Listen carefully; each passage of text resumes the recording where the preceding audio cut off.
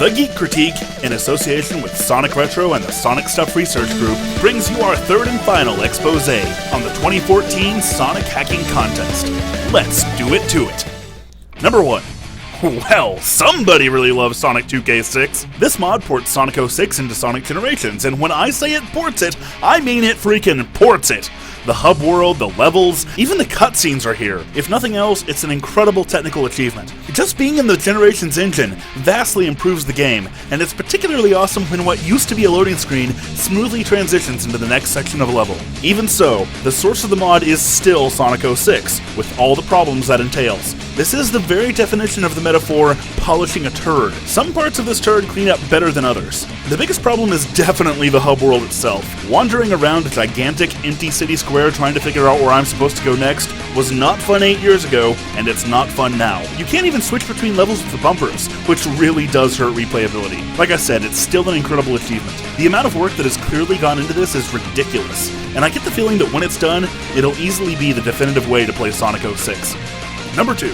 Neo Sonic the Hedgehog changes the layout and the palette of Green Hill Zone, the palette for every other level, and turns up the drum samples. As of right now, it is, yes, dicking around with Sonic 1. But as far as dicking around hacks go, it does show some promise. The music sounds nice, the palettes are fine, the HUD changes are cool, and the Green Hill layout is actually quite well designed. If Zeta continues down this path, we could have a great reimagining of Sonic 1 next year.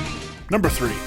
Pro Survivor stands out as the only public hack of Sonic 3 in this year's contest. That alone makes it very noteworthy. As the name suggests, this hack ramps up the difficulty via all new layouts. It currently features 2 acts of Angel Island, and 1 act each for Hydro City and Ice Cap. I consider myself at least pretty gosh darn okay when it comes to Sonic 3, and so I really enjoyed getting my ass handed to me by Pro Survivor. For the most part, it's very difficult without feeling unfair, and I cannot wait to play more of it. Number 4. Double Trouble is a fairly difficult Sonic 1 hack with custom palettes and graphics, some really nice music selections, and an interesting level design that kind of switches back and forth between the original layout and a new one. A lot of people do Green Hill at night, but in this case it manages to be very attractive. But why is it called Double Trouble? Oh, that's scary. Number 5. You know what I hate?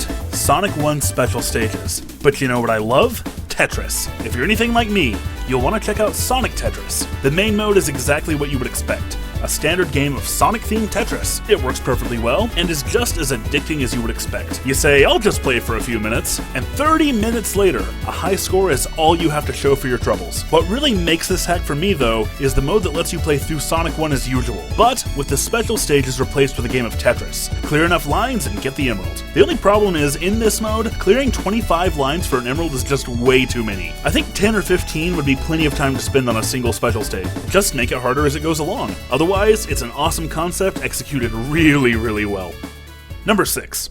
The Sonic & Knuckles collection is a PC port of Sonic 3 and Knuckles, and both of the games it entails. That's confusing. It was responsible for bringing a good number of younger and/or Genesis-less gamers into the Sonic fandom. However, not only did it use MIDI music, it also changed quite a few tracks. The SMPS player is a really snappy interface for customizing the collection's music. It lets you restore the original Genesis melodies, use higher quality remasters of the PC tracks, and even try out music from Sonic 3D Blast. If you'd like to hear it in action, we picked a pretty wide selection of music for our footage on TGC Classic.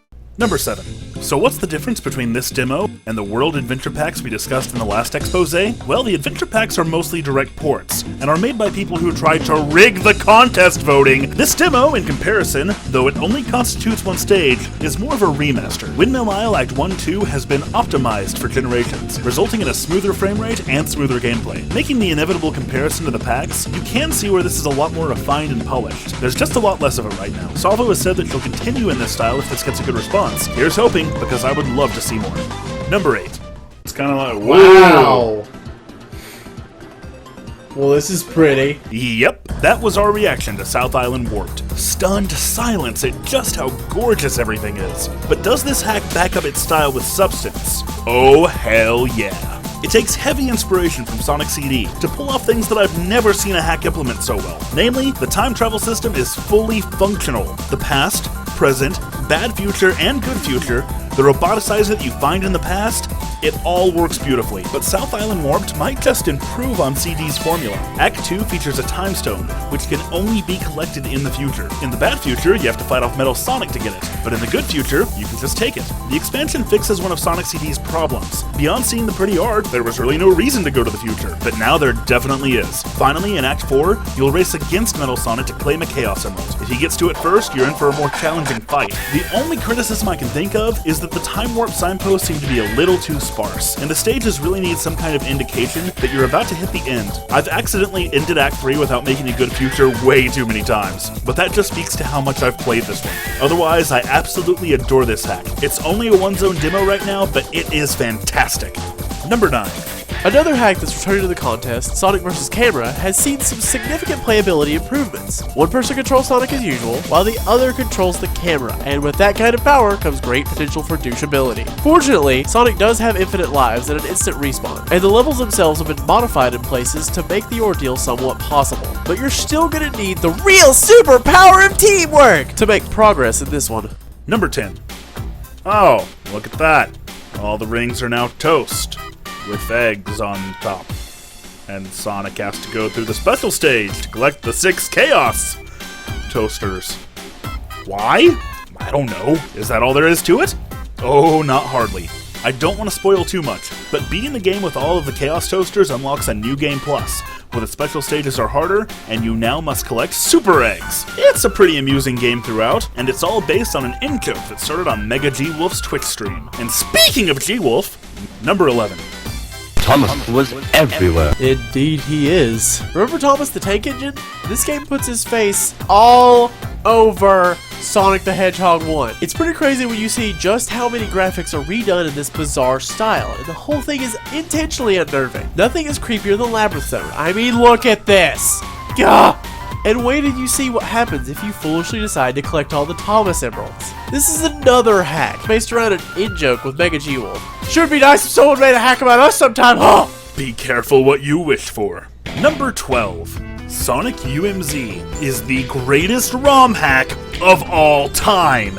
In fact, it may even eclipse Sonic 3 as my personal favorite game of all time. How can I describe the joy that it brought me to finally— Sonic UMZ sucks! Invisible Sun sucks! Fuck you! It's like, how can we make Marble Zone even shittier? Oh, I know! Let's make it all completely underwater! Oh, but that's not fucked up enough. I should also put Caterpillars bucking everywhere. Duh! That'll make everything so much better! Why would anyone do this? Why would you do this to me? Oh, Kalen, such a jokester. Sonic UMZ is actually a hack that was made specifically for the Geek critique after last year's contest. Kalen, let's just say he expressed his personal feelings on water levels in Caterpillars one time too many. Invisible Sun decided to punish him, and Sonic UMZ is the result. Air monitors are placed throughout the level, and you're going to need each and every one of them to overcome this challenge. Personally, I think it's an improvement on the original Marble Zone. Personally, I think Invisible Sun can eat a dick. Well, Kalen was almost professional all the way to the end, but in typical Kalen fashion, he screwed it all up just before the finish line. Oh well, thanks for watching our exposé-atory videos. There are a ton of things I have in the pipeline, so subscribe to the Geek Critique and like the video to support the channel. If you would like to see Kalen invent all new ways to fail, head over to TGC Classic, where you can witness us play every last one of these hacks. And if you still haven't seen my Sonic retrospective, what's wrong with you? It's like the best thing I've ever done! Thanks for watching!